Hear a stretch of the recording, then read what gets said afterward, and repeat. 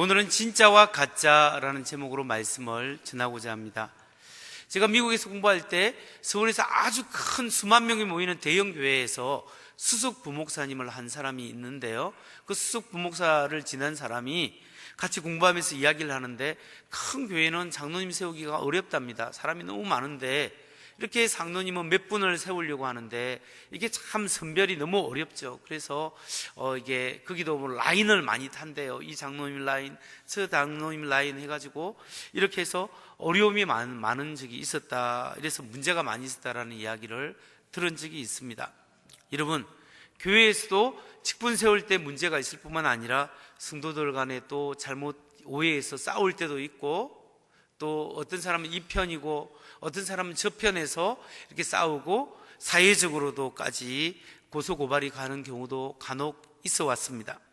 여러분, 제가 오늘 죄송스럽게 한국교회의 부정적인 모습에 대해서 이야기를 했습니다.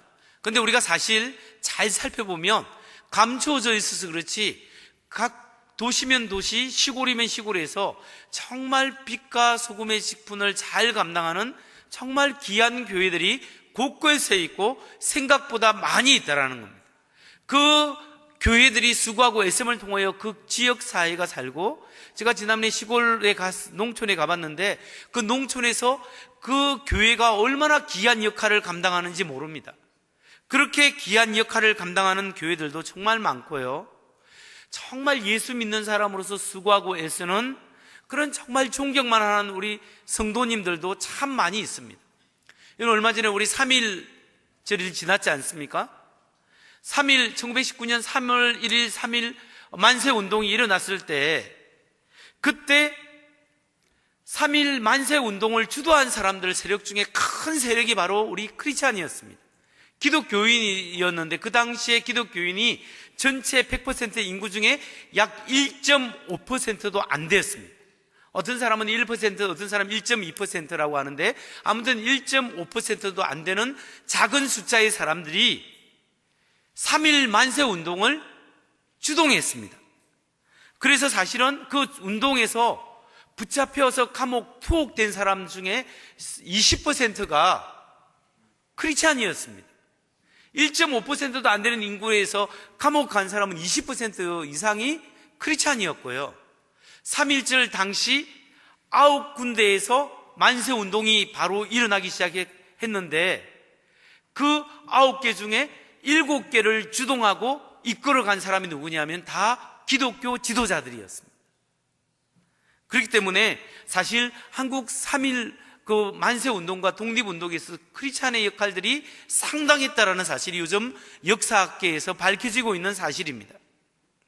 한국의 근대사에서 교회의 역할, 한국 기독교의 역할이 많은 공헌을 해온 것도 사실이고, 한글을 깨우치는 데도 교회가 많은 공헌을 해온 것도 사실입니다.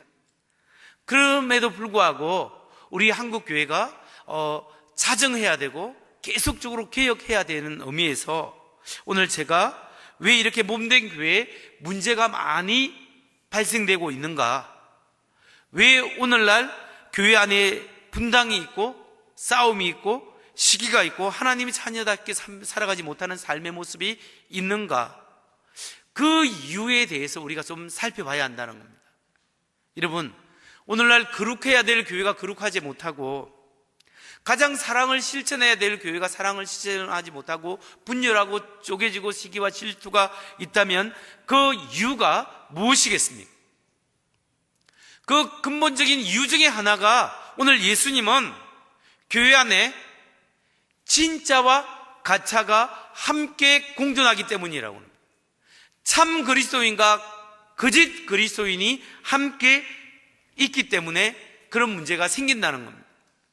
우리 교회 안에 예배를 드리고 신앙생활을 하지만 참된 그리스도인이 있고 거짓 그리스도인이 있다는 것, 그리고 참된 지도자가 있고 거짓 지도자가 있을 수 있다는 것에 대해서 우리에게 말씀하고 있습니다. 그래서 오늘 이 사실에 대해서 오늘 우리는 좀 더 구체적으로 살펴보기를 원합니다. 그래서 첫 번째, 오늘 본문을 통해서 예수님께서는 교회 안에 참 지도자와 거짓 지도자가 함께 공존할 수 있다는 것을 우리에게 알려주고 있습니다. 하나님의 말씀을 바로 가르치고 바로 행하는 참된 지도자가 있고 거짓 지도자가 교회 안에 있을 수 있습니다. 마태복음 7장 15절을 보십시오. 거짓 선지자들을 삼가라. 양의 옷을 입고 너희에게로 나오나 속에는 노략질하는 일이라. 거짓 선지자가 누구입니까? 거짓 선지자는 교회의 거짓 지도자들입니다. 이 거짓 지도자들은 하나님의 말씀을 가르치지만 진리의 말씀을 가르치지 않고 진리의 말씀을 가르치긴 하지만 그 말씀대로 살지 않는 사람일 수 있습니다. 그렇다면 어떻게 가짜 지도자와 참된 지도자를 구분할 수 있느냐?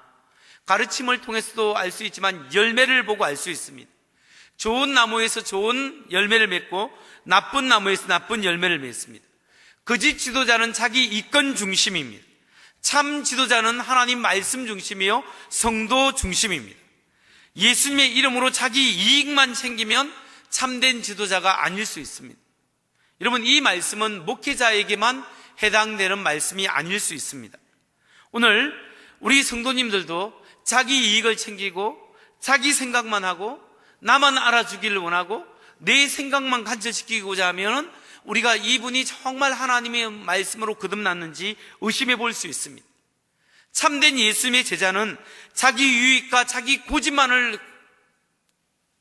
이야기하는 것이 아니라, 내세우는 것이 아니라 정말 예수 그리스도의 영광, 하나님의 영광을 나타내고 주님의 이름이 드러나는데 자기가 섬기는 모습으로 나타나야 한다는 사실입니다. 오늘 그렇게 살아가기를 주의 이름으로 축원합니다. 두 번째, 오늘 본문이 우리에게 주는 교훈은 교회 안에서 말로만 믿는 신자가 있을 수 있다는 사실을 알려주고 있습니다. 신앙생활을 하되 입으로만 신앙 고백을 하는데 삶이 없습니다.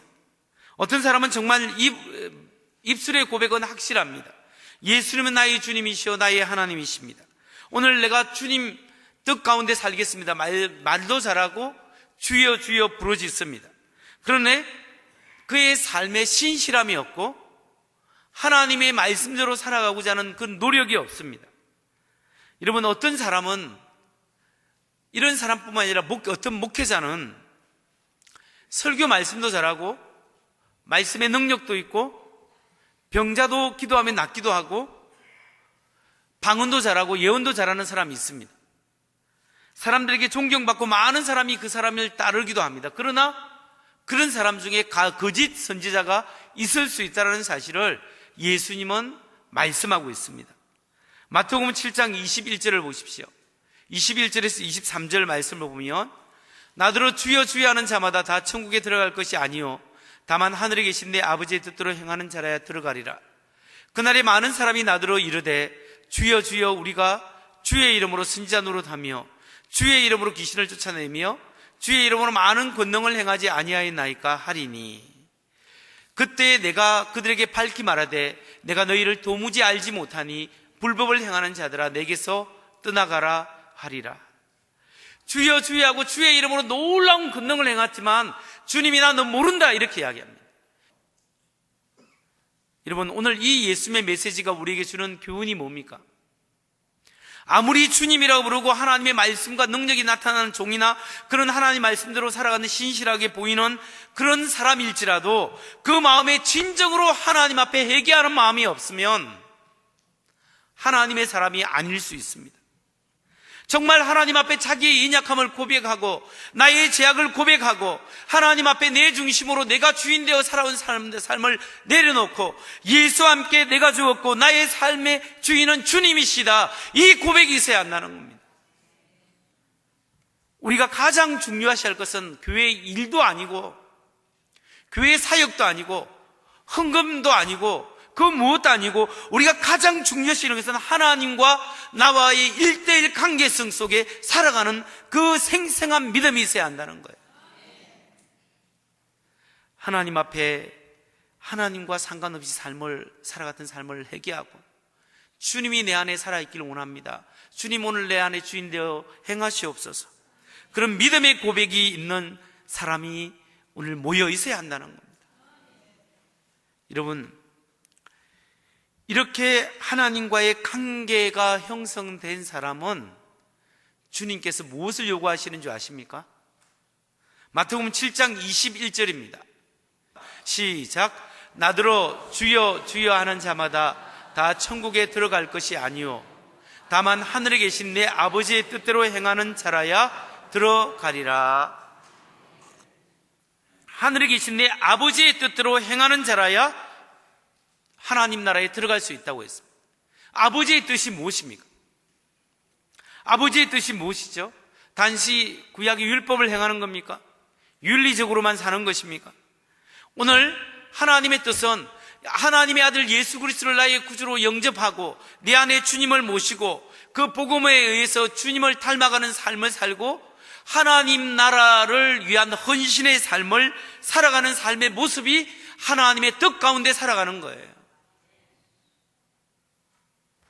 우리가 예수 믿고 거듭나서 예수님의 생각과 예수님의 정신으로 예수님의 긍휼과 사랑의 마음을 담기 원해서 주님 담기 위해서 살아가고 내 안에 그리스도의 형상이 새겨지기 위해서 성령님과 동행하면서 오늘 나의 삶을 통하여 하나님의 나라를 위해서 이 교회에 헌신하고 하나님 나라에 헌신하는 몸부림치는 삶의 모습이 있다면 우리는 하나님의 뜻 가운데 살아가는 사람일 것입니다.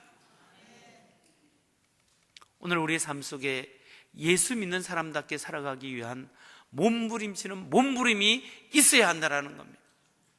그냥 교회 와서 예배 한번 드리고 그냥 돌아가는 게 크리스찬이 아니에요. 내 안에 주님이 사셔야 하고 몸부림이 있어야 합니다. 셋째로 오늘 본문이 우리에게 주는 교훈은 교회 안에는 하나님의 말씀을 머리로만 믿고 행함이 없는 거짓 신앙이 있을 수 있다는 거예요. 말은 잘하는데 행함이 없는 거짓 신앙이 있을 수 있다는 거예요. 결국 순종이 없는 사람은 가짜 신앙인이라는 거죠. 오늘 예수님께서 주의 말씀을 듣고 행치 않는 사람은 모래 위에 집을 지은 사람 같다. 비가 오고 창수가 나고 바람이 불면 홍수가 나면 그냥 모래가 와르르 무너지는 것처럼 아무리 번지르르하게 보일지라도 그 가운데 말씀대로 행하는 행함이 없으면 죽은 신앙이라는 거죠. 그런데 말씀으로 행하는 사람은 반석 위에 튼튼한 바위 위에 집을 튼튼한 기초에 세운 사람과 같다고 이야기하는 거예요. 여러분, 우리가 말씀대로 살아가려고 하는 그 순종하려고 하는 의도적인 노력이 정말 중요해요. 하나님의 축복은 순종의 그릇으로 받는 거예요. 여러분, 우리가 왜 하나님의 말씀에 순종이 잘 안 되는 줄 아세요? 예를 들어서 오늘 예배를 마치고 나가면 비가 오는데, 일거 예배에 비가 오는데 아주 강력한 산성비가 내립니다. 강한 산성기를 가진 산성비가 내려오는데 그 비를 맞는 사람은 머리가 한 움큼씩 빠지게 됩니다 라고 실제로 뉴스가 나왔다면 오늘 예배 마치고 나갈 때 그냥 비 속에 그대로 걸어갈 사람 몇 분 안 계실 거예요. 저라도 여러분에게 우산이라도 하나 만들어서 한두 사람씩 쓰고 차로까지 모시다 드리거나 하다못해 안 되면 신문지라도 둘러 쓰고 가도록 그렇게 해드릴 거예요. 여러분, 우리가 왜 하나님 말씀을 잘 안 믿고 실천을 안 하냐면 우리가 그 왜 행함이 없느냐 하면 말씀을 잘 안 믿는다는 거예요. 말씀을 믿어도 세게 믿지 않는다는 거예요. 그 세게 믿지 않는다는 것은 우선순위를 두지 않는다는 거예요. 하나님의 말씀을 믿는데 그것이 정말 중요하다, 나의 삶의 우선순위를 두는 세게 믿는 믿음이 없기 때문입니다. 여러분, 오늘 우리는 지금 말씀을 통해서 교회 안에도 충분히 거짓 지도자가 있을 수 있기 때문에 너무 그분 때문에 너무 실망하지 말아라. 주님 바라봐야 합니다. 교회 안에 가짜 신앙인이 있을 수 있고 말로만 신자가 있을 수 있다. 믿음 좋아 보이지만 저분이 저런 것은 아이고 어떻게 예수쟁이가 저럴 수 있냐, 저분이 은혜를 아직 받지 않았기 때문에 그렇다, 그냥 혼자서 이렇게 생각하고 넘어가야지, 저 사람 때문에 나 교회 다니기 싫어, 이렇게 하면 안 되는 거예요. 여러분, 교회 안에도 행함이 없는 거짓 신앙인이 있을 수 있습니다. 또 교회 안에도 신앙은 있지만 아직 믿음이 너무 인약한 사람이 있어요. 그냥 겉으로는 좋아 보여도 아직도 그런 맛도 못된 신앙인이 있을 수 있기 때문에 우리가 그런 신앙인이 있을 수 있다는 것을 인식해야 합니다. 그러면 이런 가짜와 진짜를 구분하는 방법은 무엇일까요? 가짜 지도자와 진짜 지도자를 구분하고 참 신자와 거짓 신자를 구분하는 방법은 뭐냐면 그 열매로 그 사람의 정체성을 알 수 있는 거예요. 지금 자기 스스로 질문할 때 나는 어떤 열매를 맺고 있는가? 나는 예수 그리스도의 은혜가 내 안에 살아있고 그분을 닮아가려고 하고 그분의 생명이 내 안에 살고 있고 나는 주님을 의지하며 살아가고 있는가? 이걸 우리가 질문해야 합니다. 오늘 그 하나님의 은혜 때문에 내 삶 속에 믿음이 좀 부족하고 비록 그런 맛밖에 못하지만 그래도 말씀대로 살아가려고 하는 그 몸부림이 있을 때 이 사람은 크리스찬이라고 할 수 있는 거예요. 오늘 말씀에서 마지막으로 우리가 한번 살펴봐야 될 것이 있는데요, 두 가지를 살펴봐야 됩니다. 하나는 뭐냐면 내가 진짜 그리스도인인가를 어떻게 알 수 있는가, 내가 진정한 그리스도인임을 내가 지금 어떻게 알 수 있는가 하는 것. 두 번째는 내가 진정한 그리스도인으로서 어떻게 선한 열매를 맺어갈 수 있는가, 이 질문을 해야 되는 거예요. 여러분이 지금 진정한 그리스도인임을 어떻게 알 수 있어요? 주님 앞에 서봐야 알겠죠? 그러나 알 수 있는 게 있죠. 우리가 지금 내 안에 주님이 계시는가, 지금 내 안에 예수 그리스도가 나의 주님이시다고 고백하는 게 있는가, 지금도 내 안에 아버지 하나님, 주님, 성령님 나를 도와주세요 이렇게 주님 앞에 기도하는 안타까운 간구가 있느냐, 그것이 있다면 우리는 그리스도인이에요. 비록 내가 성장하고 성숙하지 못하지만, 비록 약하지만 내 안에 주님이 사시기 때문에 나의 이 부족한 믿음과 연약함에도 불구하고 주님이 내 안에 계시는 그 은혜 때문에 내가 그리스도인인 거예요. 그러면 그리스도인으로서 내 안에 주님이 사시는데 내가 어떻게 진정한 그리스도인답게 살아가서 신앙의 열매를, 선한 열매를 맺을 수 있겠습니까? 그 해답은 관계와 순종입니다. 관계와 순종. 다시 말해서 우리는 날마다 예수님 안에 붙어 있어야 합니다. 주님 안에 가고 내가 주님 안에 가고 주님이 내 안에 거하면서 그 은혜와 그 사랑 때문에 순종하는 삶을 살아갈 때 우리는 나도 모르게 선한 열매를 맺게 되는 거예요. 요한복음 15장 4절 5절을 보십시오. 네 안에 거하라, 나도 너희 안에 거하리라. 가지가 포도나무에 붙어 있지 아니하면 절로 가시를 맺을 수 없음같이 너희도 내 안에 있지 아니하면 그러하리라. 5절 같이 읽습니다. 나는 시작. 나는 포도나무요 너희는 가지니 저가 내 안에 내가 저 안에 있으면 이 사람은 과실을 많이 맺나니 나를 떠나서는 너희가 아무것도 할 수 없음이니라. 너희 내 안에 가라. 너희가 내 안에, 내가 너희 안에 있으면 저절로 가시를 맺게, 열매를 맺게 된다는 거예요. 내가 열매 맺어야지, 내가 선한 열매를 맺어야지, 내가 사랑해야지, 내가 뭐 해야지, 이게 문제가 아니라, 내가 뭘 해야지 이게 아니라, 내가 주님 안에 붙어 있기만 하면 내 안에 계신 성령님의 그 은혜 때문에 자연스럽게 그 말씀 따라 그 은혜의 풍성함을 매일매일 유지하면서 살면 내 안에 열매가 생기게 된다는 거예요. 성령의 9가지 열매, 처음에는 좀 작기도 해요. 처음에는 좀 못생겼을 수도 있어요. 처음에는 좀 거칠 수도 있어요. 그런데 내가 주님 안에 있으면 있을수록 그 열매들이 점점 아름다워지고 이뻐지고 점점 풍성해지고 점점 향기로워질 수 있는 거예요. 그러니까 문제는 우리가 주님 안에 사는 거예요. 주님이 부족한 내 안에 주님 계시옵소서. 나 주님 안에 살기를 원합니다. 주님 안에서 살아가다 보면 우리 안에, 내가 주님 안에 있고 주님이 내 안에 있고 그 성령님이 내 마음속에 있으면 뭐가 있는 줄 아세요? 성령님이 내게 말씀하세요. 성령님이 내게 귀로만 말씀하시는 게, 귀에 들리게끔 사랑하는 누구야만 말씀하시는 게 아니라 하나님의 생각을 내 생각 속에 집어넣으시고 하나님의 마음을 내 마음속에 감동으로 넣어주시는 거예요. 왜냐하면 하나님은 영이시기 때문에, 하나님은 영이시기 때문에 하나님의 생각과 하나님의 마음을 내 마음에 부어주면 그 은혜와 그 감동 때문에 오늘 내가 하나님 말씀에 순종하게 되는 거예요. 그 성령의 음성에 따라 내가 순종하고 작은 순종들이 모여서 큰 열매들을 맺어 나가는 거예요. 여러분, 그렇게 하나님 안에 거하시고 주님 말씀하시면 순종하는 하나님의 사람 되시기를 주의 이름으로 축원합니다. 이 말씀만 하고 간증만 하고 마치려고 합니다. 제가 미국에서 15년 생활하고 10년 동안 담임 목회를 하다가 이제 하나님 인도하심이 있어서 한국으로 목회하러 들어오게 되었습니다. 교회 들어온다고 이제 이야기하고 그 무렵에 교회 근사님이 돌아가셨습니다. 갑자기 근사님이 돌아가셨는데 저는 지금도 그 근사님을 잊을 수가 없습니다. 제게 참 고마운 근사님이세요. 그분은 제 목회에 큰 힘이 되었고 저를 많이 도와주신 근사님이신데, 교회에 나온 지 몇 년은 안 됐지만 그분이 나올 때부터 얼마나 그렇게 처음부터 교회에서 밝게 사람들을 대하고, 개척교회 새신자가 하나 오면 저보다 더 반갑게 사람들을 맞이하면서 꼭 물으시는 게 뭐냐면은, 선생님은 아니면 집사님은 뭐 좋아하세요? 무슨 음식 좋아하세요? 물어보고, 그거 좋아한다면 그 음식을 구해서 자기가 꼭 그 다음 주에 해가지고 꼭 그분한테 그걸 드리면서 그 맛있게 식사하시라고 그렇게 비유도 맞추고 이야기해서 그 개척교회에 사람 좀 늘리게 하려고 그분이 그렇게 수고하고 애쓰고 하신 분이에요.